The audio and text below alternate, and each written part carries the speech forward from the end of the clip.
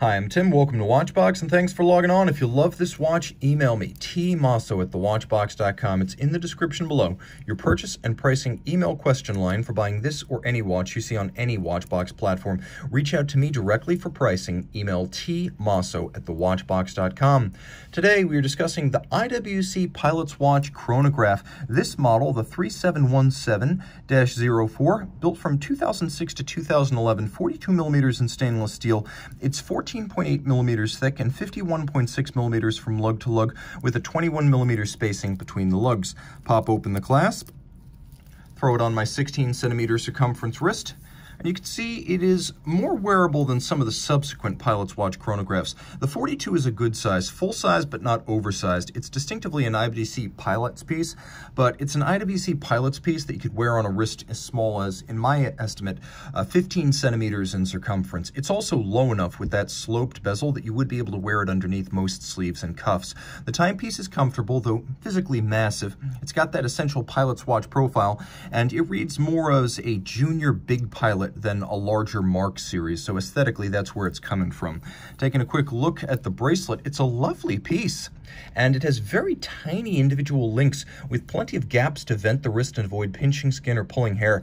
It's super supple on the wrist, feeling more like a Rolex Jubilee dress bracelet, and I love these individual faceted satin finished links. It makes for a very comfortable bracelet, and as you can see, every single link on both sides of the bracelet removable.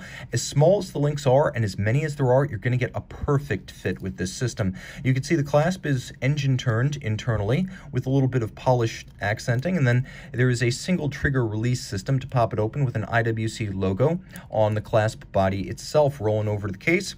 You can see it's fairly simple. Integrated lugs.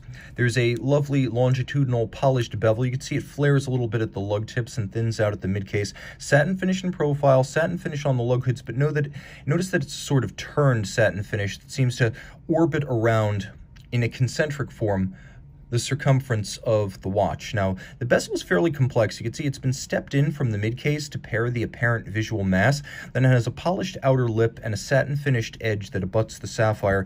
We do have here a screw-down crown. A watch that's 60 meters water-resistant with a screw-down crown is, in my experience, safe for surface swimming. Now, the dial is matte black with no-nonsense instrument-style printing, which is to say the dial draws from the Mark series. It looks much like the instruments, the analog instruments, of a 20th century aircraft flight deck. High contrast, low glare thanks to the matte black. You can also see that broadsword hands of extraordinary size are used, and there are sunken registers for constant seconds, chronograph minutes, and chronograph hours. It is a day date, which is handy, I must say, and the day date does include a quick set function, a double quick set function for both day and date. Pull the crown out all the way, now you have hacking seconds. The nice thing about the way this watch is built is that there's no wobble or give to the crown when it's fully extended. The quality of this watch's assembly speaks for itself. Now, inside the case, we have a IWC modified and tuned Valjoux 7750. So this is the Flieger. It is a flyer's watch, a pilot's watch.